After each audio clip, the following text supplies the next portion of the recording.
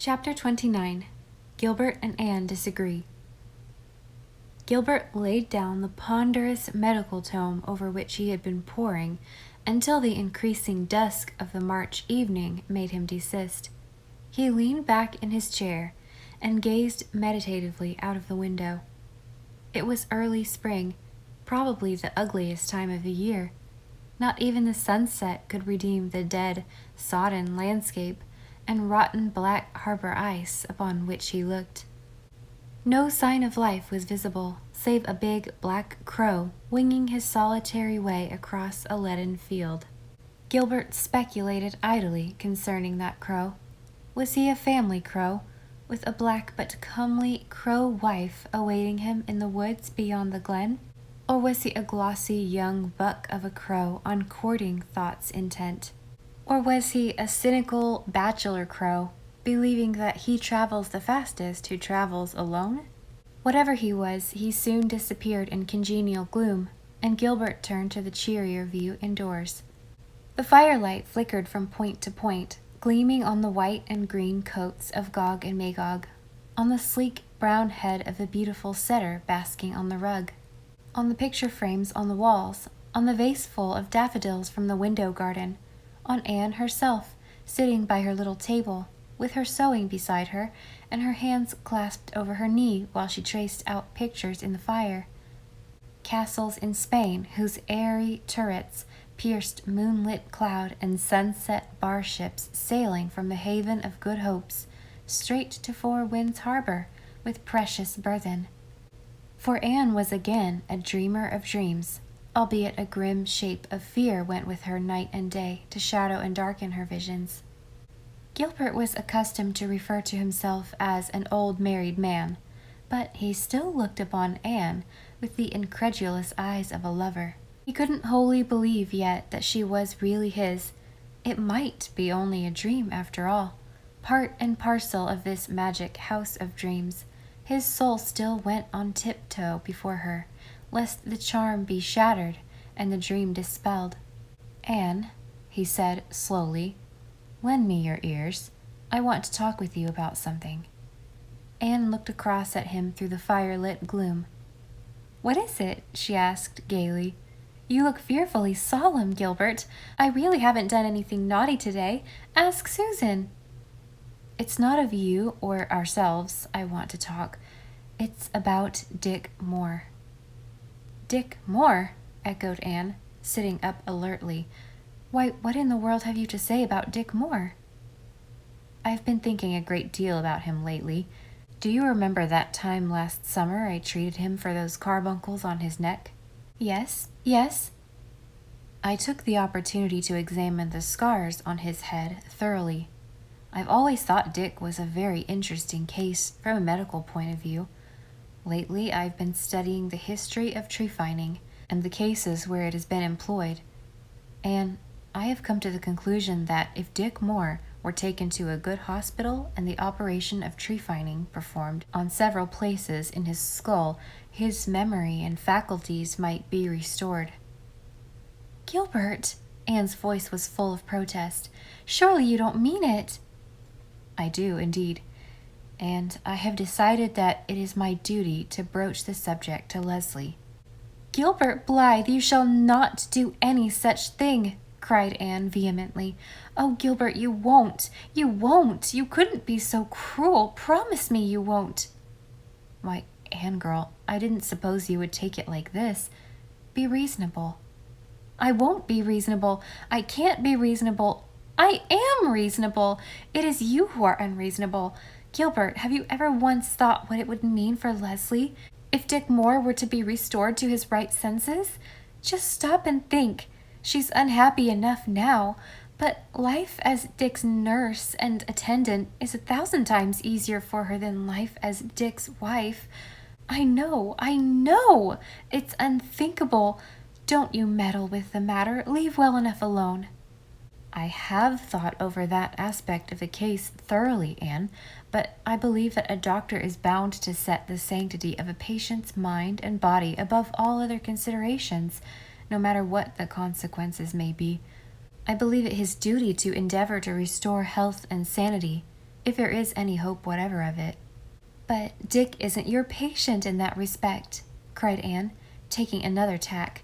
If Leslie had asked you if anything could be done for him, then it might be your duty to tell her what you really thought.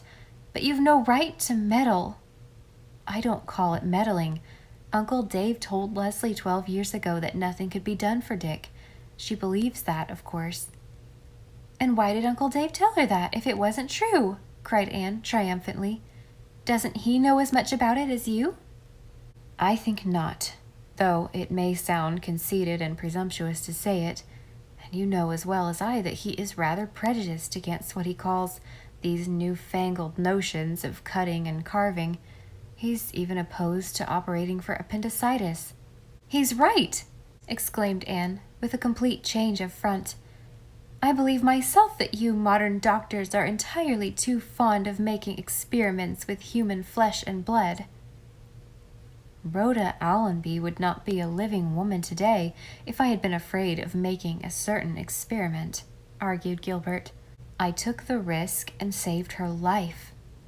I'm sick and tired of hearing about Rhoda Allenby, cried Anne, most unjustly, for Gilbert had never mentioned Mrs. Allenby's name since the day he had told Anne of his success in regard to her, and he could not be blamed for other people's discussion of it. Gilbert felt rather hurt. I had not expected you to look at the matter as you do, Anne, he said, a little stiffly, getting up and moving towards the office door. It was their first approach to a quarrel. But Anne flew after him and dragged him back. Now, Gilbert, you are not going off mad. Sit down here, and I'll apologize beautifully. I shouldn't have said that. But, oh, if you knew— Anne checked herself just in time. She had been on the very verge of betraying Leslie's secret. Knew what a woman feels about it, she concluded lamely. I think I do know. I've looked at the matter from every point of view, and I've been driven to the conclusion that it is my duty to tell Leslie that I believe it is possible that Dick can be restored to himself. There my responsibility ends. It will be for her to decide what she will do. I don't think you've any right to put such a responsibility on her. She has enough to bear. She is poor. How could she afford such an operation? That is for her to decide, persisted Gilbert stubbornly. You say you think that Dick can be cured, but are you sure of it? Certainly not. Nobody could be sure of such a thing. There may have been lesions of the brain itself, the effect of which can never be removed.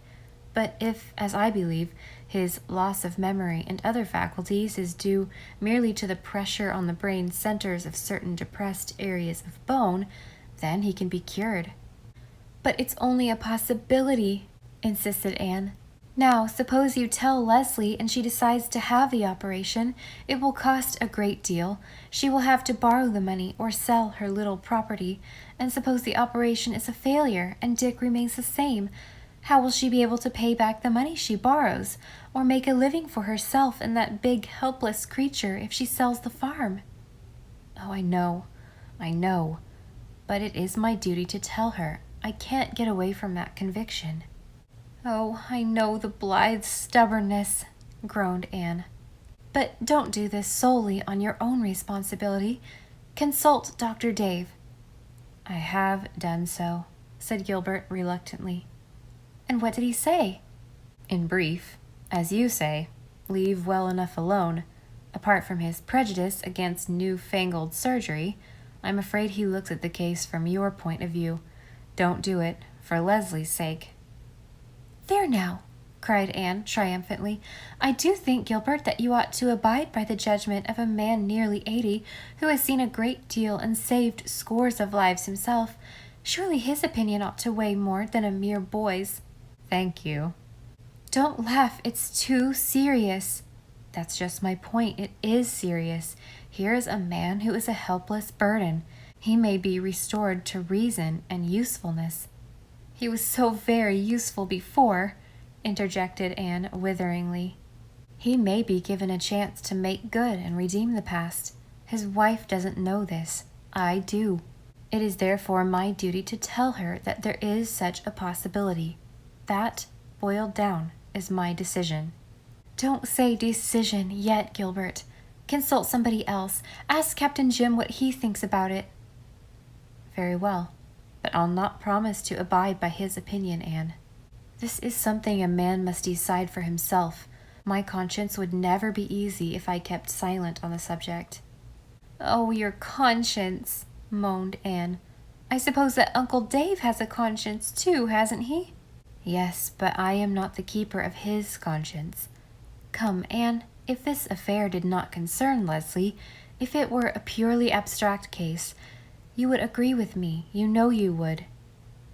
I wouldn't, vowed Anne, trying to believe it herself.